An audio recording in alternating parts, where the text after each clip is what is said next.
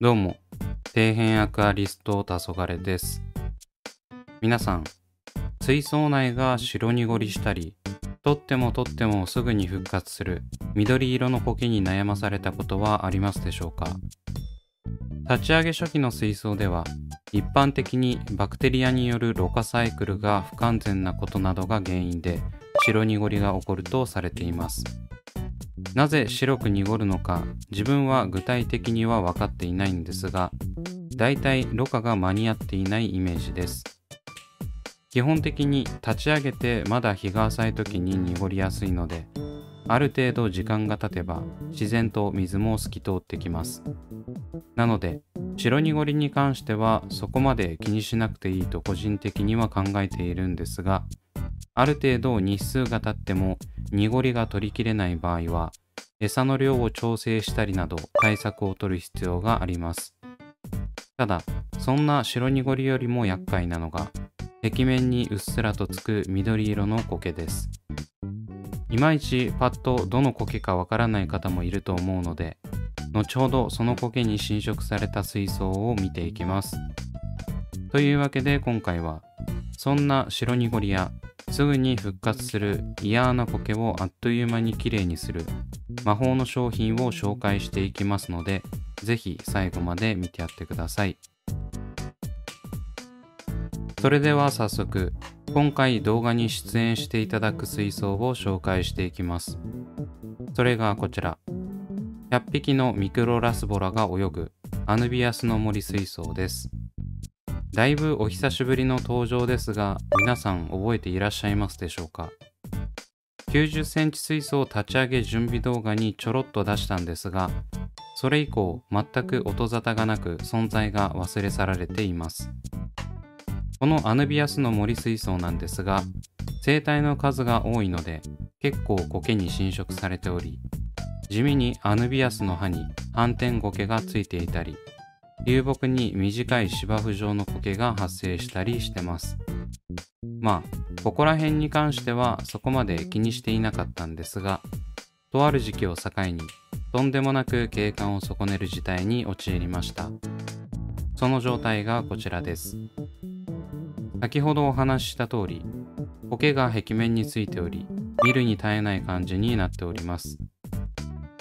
もともと壁面には苔がついていたんですが、こんなにド派手にはなっていませんでした。何かしら苔に対するスイッチが入ったんでしょうね。水槽前面ではタイガーヒルストリームローチがせっせと掃除してくれていますが、見当も虚しく緑色のままです。週に2回の水替えの際に必ず壁面を掃除するんですが、半日もすれば元に戻ってます。苔自体は簡単に取れるんですが、不死身の生命力ですぐ元通りになるのがとてつもなく厄介です。おそらくこれは青子という苔で、壁面以外にも水中内に浮遊しているそうです。水槽内に舞っているということは、目につきやすい壁面を掃除したところで、漂っていた青子が壁面に付着し、みるみる緑に染め上げます。さすがに1日経たずして水替え直後の水槽がこんな風になるのはテンション下がりますよね。いくら生態に害がないとはいえ、アクアリウムは干渉性が大事なので、このままのさばらせるわけにはいきません。なので、この憎き苔を駆逐するために最終兵器を使っていきます。というわけで今回紹介する製品はこちら。ADA から販売されています。アクアコンディショナークリアウォーターです。価格は税抜き1800円。こちらは水槽の水から藻類増殖の原因となるリン酸を除去するためのコンディショナーです。また、凝集作用により水の濁りや黄ばみも急速に除去ができます。これを添加することで藻類が増えにくい透明度の高い水が簡単に作れます。ちなみに淡水専用です。使い方は単純明快で、10リットルにつき 1ml 添加するだけです。1プッシュが 1mm なんで、30センチキューブではだいたい2から3プッシュですね。このクリアウォーターのすごいところは、なんといっても汚れの凝集作用です。リン酸除去も地味に助かりますが、この汚れを固める力が半端ないんです。細かい作用はわかりませんが、水中内に漂っている白濁りなどの原因になるような小さな汚れを文字通り凝集し、最終的にフィルターでこし取るというものです。ここで勘違いしてはいけない部分は、汚れを消すのではなく集めるというところです。汚れの成分は固まって最終的にフィルターに吸い込まれるんですが、汚れ自体が大きな塊になっているせいで目詰まりする危険性もあります。もしクリアウォーターを使用した後にフィルターの流量低下が見られる場合は中の掃除をしましょう。また、大型魚がいる水槽に使用すると固まった汚れがエラに詰まって窒息してしまうこともあるようなので使わないようにしてください。詳しい注意点などは使用しながら解説しますので、使用を検討される方は最後まで見てしっかり理解した上で使いましょう。今回の自分が使用する目的は青子を除去するためなんですが、このクリアウォーターはどうやら青子に効果てきめんらしく、一番効果的な対処法のようです。それでは早速使っていくんですが、さすがにクリアウォーターでも壁面にへばりついた青子には効かないだろうということで、水替えがてら壁面の掃除をしていきます。先ほどもお話しした通り、青子は水中内に漂うため、できるだけ削ぎ落とした青子はプロホースで吸うようにしています。ちなみにこの青子、卵巣と同じく独特な匂いを発する苔で、水替えをして青子が水面から露出すると不快な匂いがそこら中に充満します。見た目も悪い、水替えしてもすぐ復活と、初めて悩まされましたが厄介な苔ですね。このように水替えをしつつできるだけ水中内に漂っている青子を取っていきます。だいたい半分くらいまで水を抜き終わったら、いつも通りホースリールで水を入れていきます。正直どのタイミングで入れるのが正解かわからなかったんですが、今回は注水後すぐに入れました。理由はクリアウォーターには pH 硬化作用があるからです。基本的に水槽の水は生物ろ過を行えば行うほど pH が下がるんですが、水替えで使用する水はだいたい中性です。なので水替え後は多かれ少なかれ飼育水の pH は上昇するわけです。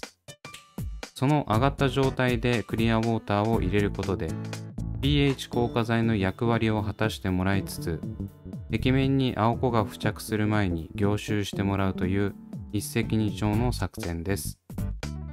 だいたい規定量入れると pH が1前後下がるようなので、使う際は pH ショックを起こさないよう気をつけてください。